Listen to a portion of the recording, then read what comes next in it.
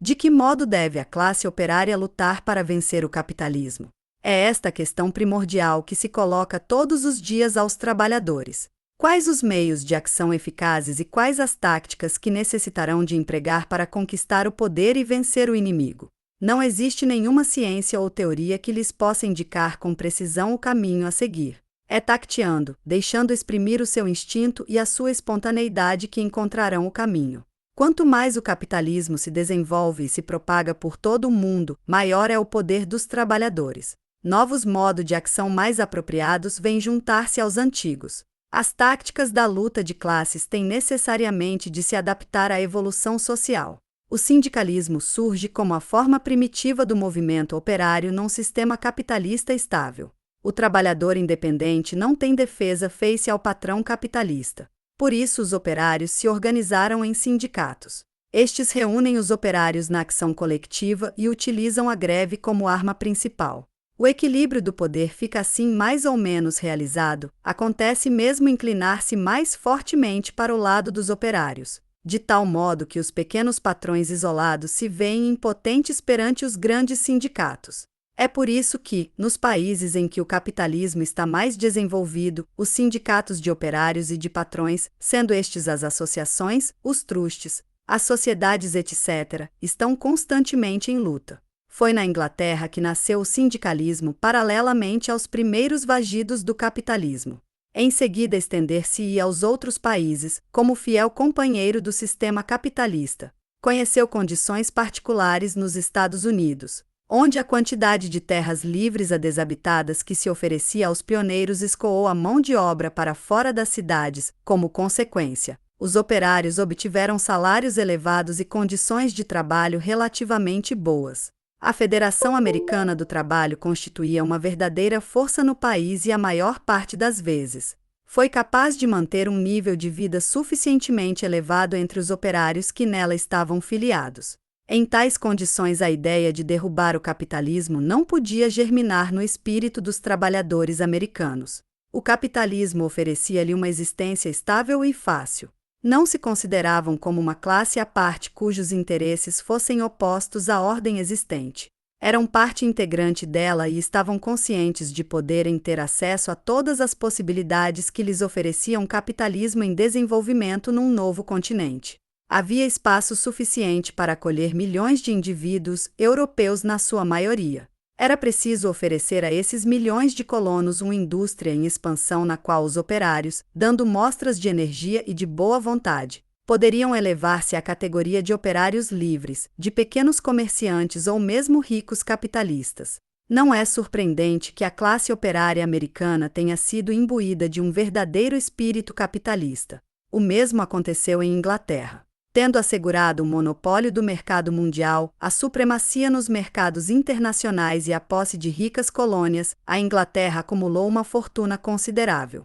A classe capitalista, que não tinha que se bater pela sua parte de lucro, podia conceder aos operários um modo de vida relativamente desafogado. É certo que teve de travar algumas batalhas antes de se decidir a adoptar esta atitude, mas depressa compreenderia que, autorizando os sindicatos e garantindo os salários, assegurava a paz nas fábricas. A classe operária inglesa foi então por sua vez marcada pelo espírito capitalista. Tudo isto está bem de acordo com o verdadeiro caráter do sindicalismo. O objetivo do sindicalismo não é substituir o sistema capitalista por um outro modo de produção, mas melhorar as condições de vida no próprio interior do capitalismo. A essência do sindicalismo não é revolucionária, mas conservadora. A ação sindicalista faz parte naturalmente da luta de classes. O capitalismo assenta num antagonismo de classes, tendo os operários e os capitalistas interesses opostos. Isto é verdade, não só no que diz respeito à manutenção do regime capitalista, mas também no que se refere à repartição do produto nacional bruto. Os capitalistas tentam aumentar os seus lucros, a mais-valia, diminuindo os salários e aumentando o número de horas ou a cadência do trabalho. Os operários, por seu lado, procuram aumentar os seus salários e reduzir os seus horários. O preço da sua força de trabalho não é uma quantidade determinada, embora deva ser superior ao que é necessário para que um indivíduo não morra de fome, e o capitalista não paga de boa vontade. Este antagonismo é assim gerador de reivindicações e da verdadeira luta de classes. A tarefa e o papel dos sindicatos consiste em continuar a luta. O sindicalismo foi a primeira escola de aprendizagem do proletariado, ensinou-lhes que a solidariedade estava no centro do combate organizado. Encarnou a primeira forma de organização do poder dos trabalhadores. Esta característica muitas vezes se fossilizou nos primeiros sindicatos ingleses e americanos que degeneraram em simples corporações, evolução tipicamente capitalista. Tal não aconteceu nos países onde os operários tiveram de se bater pela sua sobrevivência, onde, apesar de todos os seus esforços, os sindicatos não conseguiram obter uma melhoria do nível de vida e onde o sistema capitalista em plena expansão empregava toda a sua energia a combater os trabalhadores. Nesses países, os operários tiveram de apreender que só a revolução os poderia salvar para sempre. Existe sempre uma diferença entre a classe operária e os sindicatos. A classe operária deve olhar para além do capitalismo, enquanto que o sindicalismo está inteiramente confinado nos limites do sistema capitalista. O sindicalismo só pode representar uma parte, necessária mas ínfima, da luta de classes. Ao desenvolver-se, deve necessariamente entrar em conflito com a classe operária, a qual pretende ir mais longe. Os sindicatos crescem à medida que se desenvolvem o capitalismo e a grande indústria, até se tornarem gigantescas organizações que integram milhares de adeptos. Se estendem por todo um país e têm ramificações em cada cidade e em cada fábrica. São nomeados funcionários, presidentes, secretários, tesoureiros, dirigem os negócios, ocupam-se das finanças tanto à escala local como a nível central. Estes funcionários são os dirigentes dos sindicatos. São eles que conduzem as negociações com os capitalistas, tarefa em que se tornaram mestres. O presidente de um sindicato é um personagem importante que trata de igual para igual o patrão capitalista e com ele discute os interesses dos trabalhadores. Os funcionários são os especialistas do trabalho sindical, enquanto que os operários especializados, absorvidos pelo seu trabalho na fábrica, não podem nem deliberar nem dirigir por si próprios.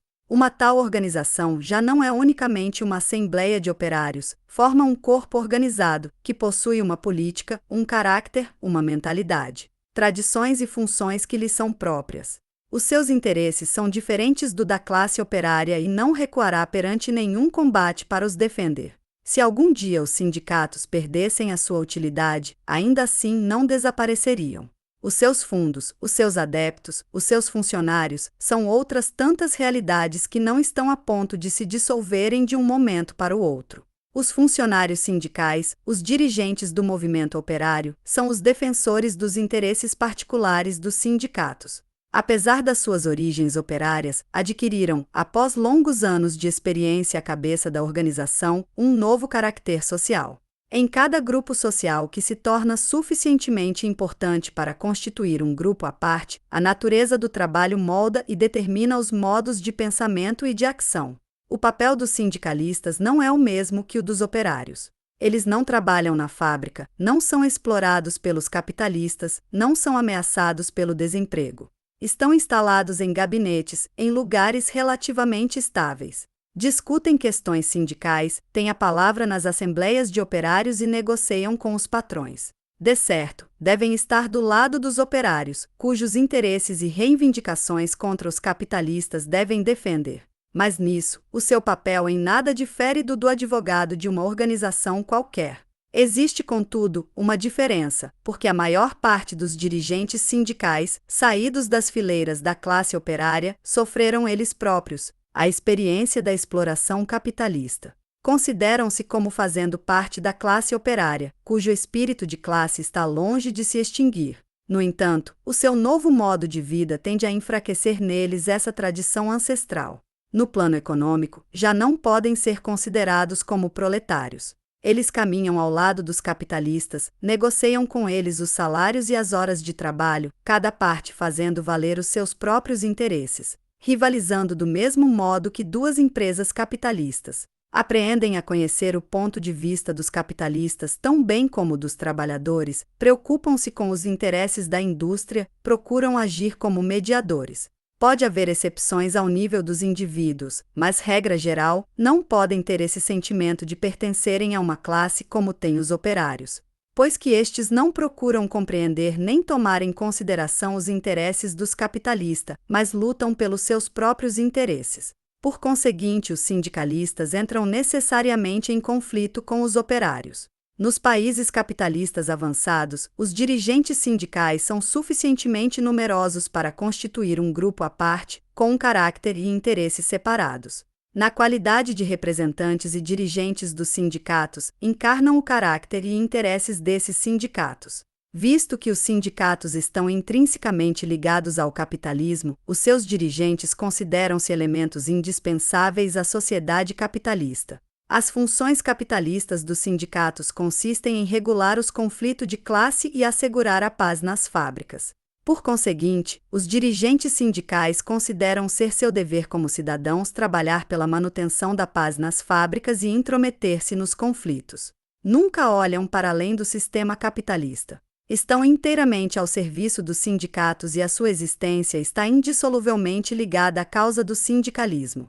Para eles, os sindicatos são os órgãos mais essenciais à sociedade, a única fonte de segurança e de força, devem, por conseguinte, ser defendidos por todos os meios possíveis. Concentrando os capitais em poderosas empresas, os patrões encontram-se numa posição de força em relação aos operários. Os grandes magnates da indústria reinam como monarcas absolutos sobre as massas operárias que mantêm sob a sua dependência e que impedem de aderir aos sindicatos.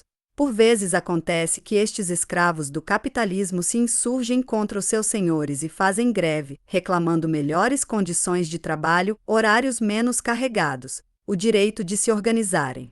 Os sindicalistas acorrem em sua ajuda. É então que os patrões fazem uso do seu poder político e social. Expulsam os grevistas de suas casas, mandam matá-los por milícias ou mercenários, prendem os seus porta-vozes, declaram ilegais as suas caixas de socorros mútuos. A imprensa capitalista fala de caos, de violência, de revolução e dirige a opinião pública contra os grevistas. Após vários meses de tenacidade e sofrimentos heróicos, esgotados e desiludidos, incapazes de fazer vergar a estrutura de aço do capitalismo, os operários rendem-se, remetendo para mais tarde as suas reivindicações. A concentração de capitais enfraquece a posição dos sindicatos, mesmo nos ramos de atividade em que são mais fortes. Apesar da sua importância, os fundos de apoio aos grevistas mostram-se ínfimos comparados com os recursos financeiros do adversário. 1 ou 2 lockout bastam para os esgotar inteiramente. O sindicato é então incapaz de lutar, mesmo quando o patrão decide reduzir os salários e aumentar as horas de trabalho. Resta-lhe aceitar as condições desfavoráveis do patronato e a sua habilidade para negociar não lhe serve de nada. É nesse momento que os aborrecimentos começam, pois os operários querem lutar. Recusam render-se sem combate e sabem pouco ter a perder se revoltarem. Os dirigentes sindicais, pelo contrário, têm muito a perder, o poder financeiro dos sindicatos e, por vezes, a sua própria existência é ameaçada. Assim, tentarão por todos os meios impedir um combate que consideram não ter saída. E procurarão convencer os trabalhadores que é do seu interesse aceitar as condições do patronato, de tal modo que, em última análise, agem como porta-vozes dos capitalistas. A situação é ainda mais grave quando os operários persistem em querer continuar a luta, sem ter em conta as palavras de ordem dos sindicatos. Nesse caso, a força sindical vira-se contra os trabalhadores. O dirigente sindical torna-se assim escravo da sua função, a manutenção da paz nas fábricas, e isto em detrimento dos operários. Se bem que pretenda defender os interesses destes o melhor possível, visto que não é capaz de olhar para além do sistema capitalista, em pensar que a luta é inútil. Aí se situam os limites do seu poder e é sobre isso que a crítica deve incidir. Existe outra saída? Podem os operários esperar ganhar qualquer coisa ao lutar? É bem provável que não obtenham satisfações imediatas, mas ganharão outra coisa, porque ao recusarem submeter-se sem combate, atiçam o espírito de revolta contra o capitalismo. Formulam novas reivindicações e torna-se então essencial que o conjunto da classe operária as defenda. É-lhes necessário mostrar a todos os trabalhadores que para eles não há esperança no interior das estruturas capitalistas e que só podem vencer unidos, fora dos sindicatos. É então que começa a luta revolucionária. Quando todos os trabalhadores compreenderem esta lição, quando se desencadearem greves simultaneamente em todos os ramos da indústria, quando rebentar uma vaga de revolta pelo país, então talvez nasçam algumas dúvidas nos corações arrogantes dos capitalistas, vendo seu poder ameaçado, consentirão em fazer algumas concessões. O dirigente sindical não pode compreender este ponto de vista, pois que o sindicalismo não pode olhar para além do capitalismo. Ele não pode deixar de se opor a um combate deste gênero que significa a sua perda. Sindicatos e patrões estão unidos no receio comum de uma revolta do proletariado. Quando os sindicatos se batiam contra a classe capitalista para obter melhores condições de trabalho, esta detestava-os, mas não tinha possibilidade de os destruir completamente. Se hoje os sindicatos tentassem despertar o espírito combativo da classe operária, seriam perseguidos sem piedade pela classe dirigente, que reprimiria as suas ações, mandaria a milícia destruir os seus gabinetes, prenderia os seus dirigentes e condená-los a multas, confiscaria os seus fundos. Se, pelo contrário, impedissem os seus adeptos de lutar, seriam considerados pela classe capitalista como preciosas instituições. Seriam protegidos e os seus dirigentes seriam considerados dignos cidadãos. Os sindicatos encontram-se assim entalados entre dois males: por um lado, as perseguições, que são uma triste sorte para pessoas que se pretendem cidadãos pacíficos; por outro, a revolta dos operários sindicalizados, que ameaça abalar os alicerces da organização sindical. Se a classe dirigente for prudente, reconhecerá a utilidade de um simulacro de luta, se quiser que os dirigentes sindicais conservem uma certa influência sobre os seus membros. Ninguém é responsável por estes conflitos, são a consequência inegável do desenvolvimento do capitalismo. O capitalismo existe, mas encontra-se também no caminho da sua ruína. Deve ser combatido simultaneamente como uma entidade viva e como uma fase transitória. Os operários devem, ao mesmo tempo, lutar incansavelmente para obter salários mais elevados e melhores condições de trabalho, e tomar consciência dos ideais comunistas. Agarram-se aos sindicatos que consideram ainda necessários, procurando de vez em quando fazer deles melhores instrumentos de combate. Mas não partilham o espírito do sindicalismo, que permanece essencialmente capitalista. As divergências que opõem o capitalismo à luta de classes são hoje representadas pelo fosso que separa o espírito sindicalista, principalmente encarnado pelos dirigentes sindicais, da atitude cada vez mais revolucionária dos sindicalizados. Este fosso torna-se evidente sempre que surge um problema político ou social importante. O sindicalismo está estreitamente ligado ao capitalismo. É nos períodos de prosperidade que tem mais probabilidades de ver as suas reivindicações salariais satisfeitas. De tal modo que, em período de crise econômica, tem de fazer votos para que o capitalismo retome a sua expansão. Os trabalhadores, enquanto classe, não se preocupam nada com o bom andamento dos negócios. Com efeito, é quando o capitalismo está mais fraco que eles têm mais probabilidades de o atacar, de reunir forças e dar o primeiro passo para a liberdade e a revolução. O sistema capitalista estende a sua dominação ao estrangeiro, apropriando-se das riquezas naturais de outros países em seu próprio benefício. Conquista colônias, submete as populações primitivas e explora-as, não hesitando em cometer as piores atrocidades. A classe operária denuncia e combate a exploração colonial, enquanto que o sindicalismo defende muitas vezes uma política colonialista, fonte de prosperidade para o regime capitalista. À medida que o capital aumenta, as colônias e países estrangeiros são objeto de investimentos maciços. Mercados para a grande indústria e produtores de matérias-primas adquirem uma importância considerável. Para obter estas colônias, os grandes estados capitalistas entregam-se a lutas de influência e procedem a uma verdadeira partilha do mundo. As classes médias deixam-se arrastar nestas conquistas imperialistas em nome da grandeza nacional.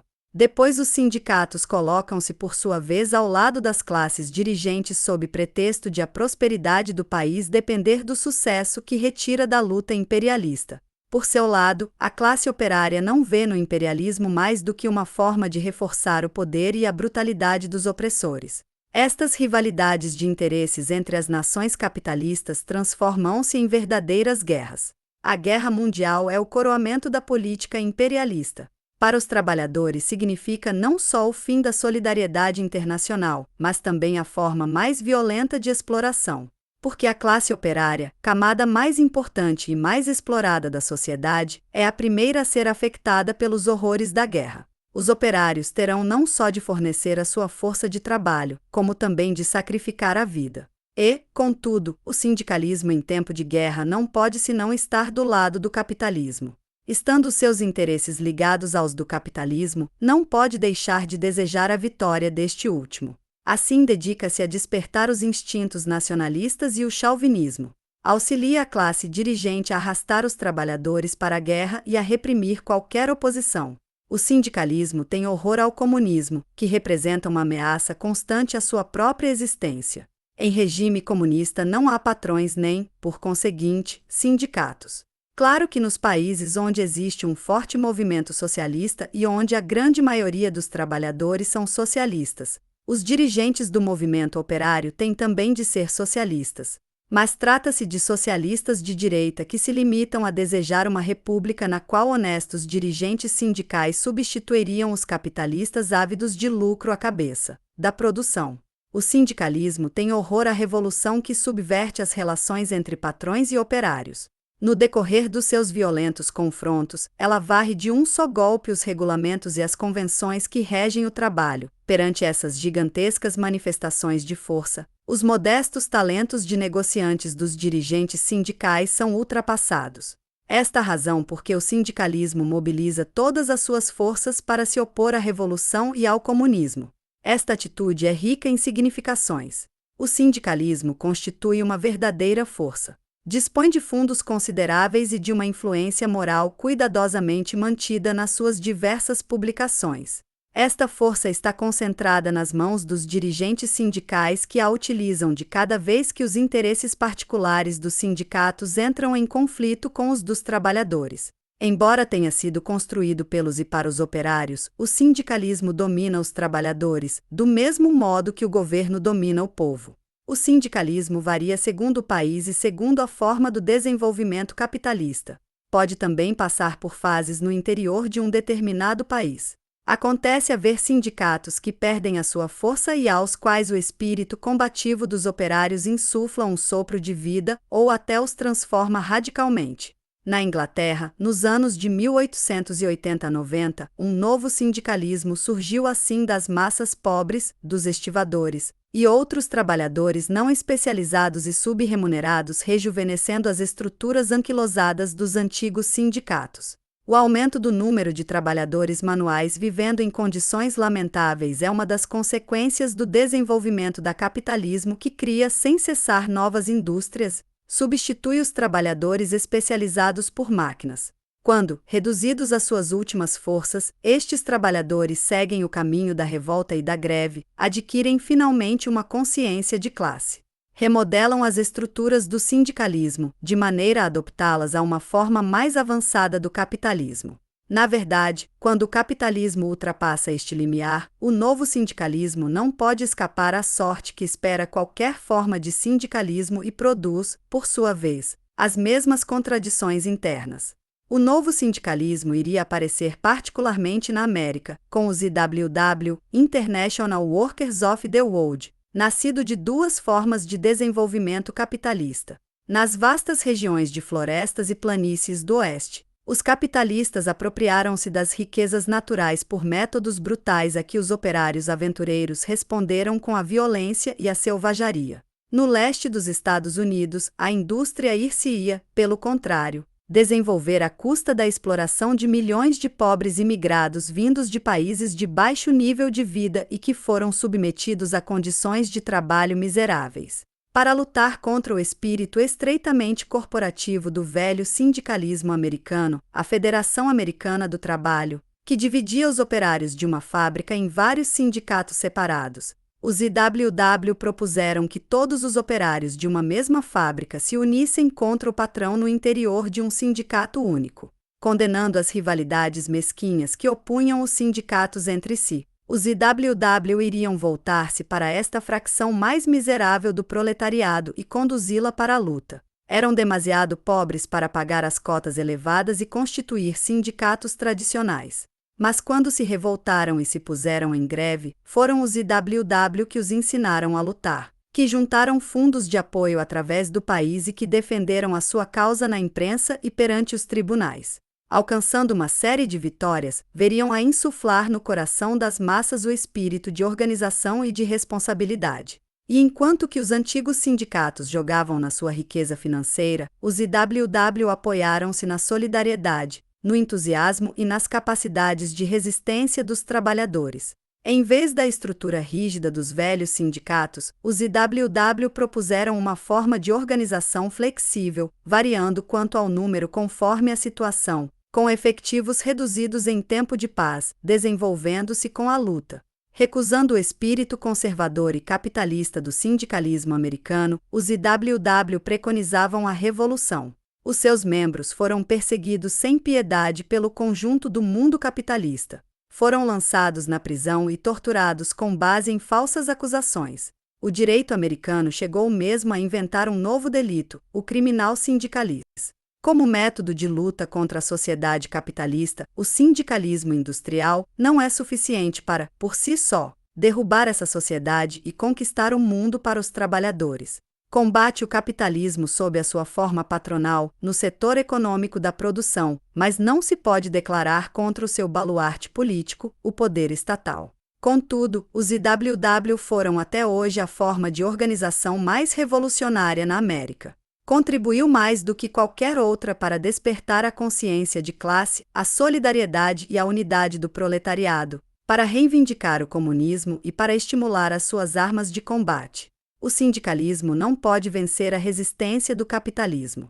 Esta lição que se deve depreender do que anteriormente se disse. As vitórias que alcança trazem apenas soluções a curto prazo. Mas as lutas sindicais não são menos essenciais e devem prosseguir até ao fim, até a vitória final. A incapacidade do sindicalismo nada tem de surpreendente, pois que se um grupo isolado de trabalhadores se pode mostrar numa justa correlação de forças quando se opõe a um patronato isolado, é porém, impotente face a um patrão que é apoiado pelo conjunto da classe capitalista. É o que se passa neste caso: o poder estatal, a força financeira do capitalismo, a opinião pública burguesa, a virulência da imprensa capitalista concorrem para vencer o grupo de trabalhadores combativos. Quanto ao conjunto da classe operária, não se sente envolvido pela luta de um grupo de grevistas. Sem dúvida que a massa dos trabalhadores nunca é hostil a uma ação de greve, pode até chegar a empreender colectas para apoiar os grevistas, com a condição de não serem proibidas por ordem de um tribunal. Mas esta simpatia não vai mais longe. Os grevistas permanecem sós, enquanto milhões de trabalhadores os observam passivamente. E a luta não pode ser ganha, salvo em casos particulares quando o patronato decide, por razões econômicas, satisfazer algumas reivindicações, enquanto o conjunto da classe operária não estiver unido neste combate. A situação é diferente quando os trabalhadores se sentem diretamente implicados na luta, quando compreendem que o seu futuro está em jogo. A partir do momento em que a greve se generaliza ao conjunto da indústria, o poder capitalista tem de enfrentar o poder coletivo da classe operária. Muitas vezes se disse que a extensão da greve e a generalização ao conjunto das atividades de um país era o meio mais seguro para assegurar a vitória. Mas é preciso não ver nesta tática um esquema prático que possa ser utilizado em qualquer altura com êxito.